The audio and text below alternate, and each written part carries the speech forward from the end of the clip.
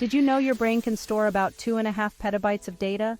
That's as much as 300 years of TV shows. From the smell of your favorite food to the lyrics of your favorite song, your brain stores it all. Memory helps us learn new things and remember happy times with friends and family. Without memory, we wouldn't know who we are or what we like.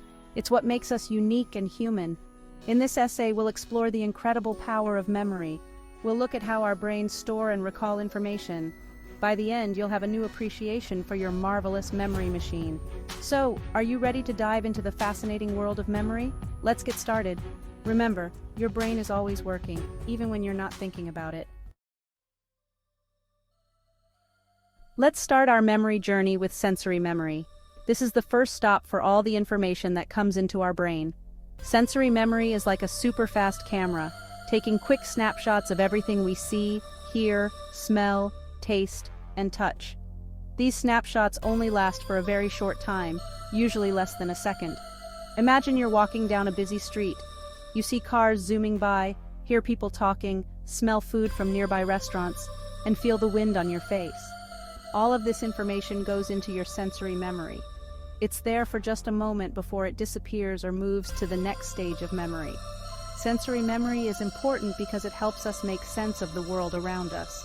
It lets us put together all the little pieces of information we get from our senses. Without sensory memory, the world would seem like a confusing jumble of sights, sounds, and smells. But not everything in sensory memory moves on to the next stage. Our brains are smart, they only keep the important stuff. If something catches our attention, like a loud noise or a bright color, it might move to short-term memory. Isn't it amazing how our brains know what to keep and what to let go? After sensory memory, information moves to short-term memory. This is like your brain's notepad, holding information for a short time, usually about 20 to 30 seconds. Short-term memory is also called working memory. It's where we keep information we're actively thinking about or using. Think about when you're trying to remember a phone number. You repeat it in your head over and over. That's your short-term memory at work. But if you get distracted, the number might disappear from your memory.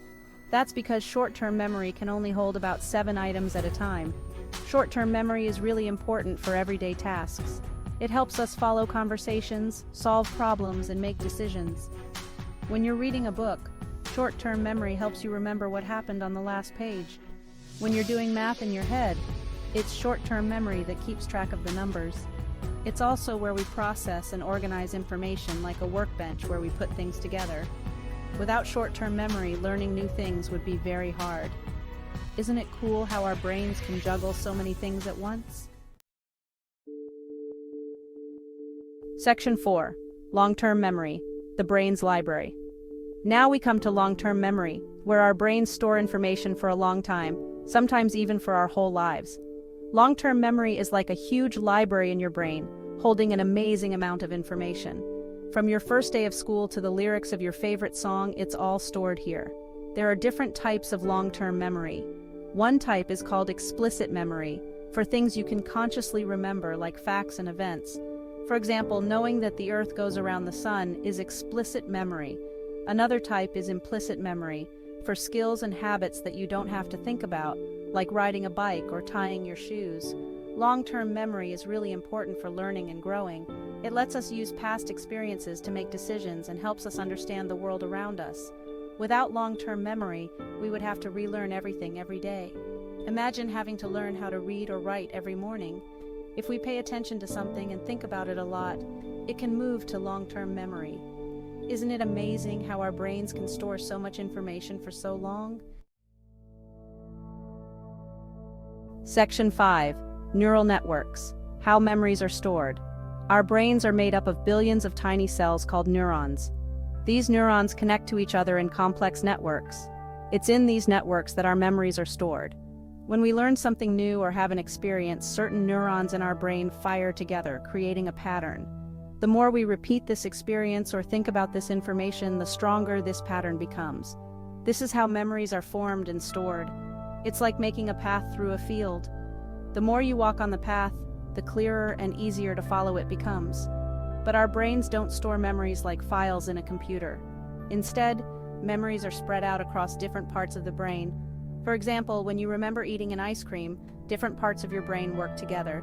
One part remembers the taste, another the smell, another how it looked, and so on. When you recall the memory, all these parts activate together. This network system is what makes our memory so flexible and powerful. Isn't it amazing how our brains can create such complex networks of information? Section 6. Keeping your memory sharp. Tips and tricks. Just like our muscles, our brain needs exercise to stay strong. Physical exercise is great for your brain. It gets more blood and oxygen. Even a short walk or dance session can help. Eating healthy food is also important. Foods like fish, nuts, berries, and leafy greens are great. Keep your brain active with fun activities. Puzzles, games, and learning new things are all great. Remember, your brain is amazing. So go out there and make some memories.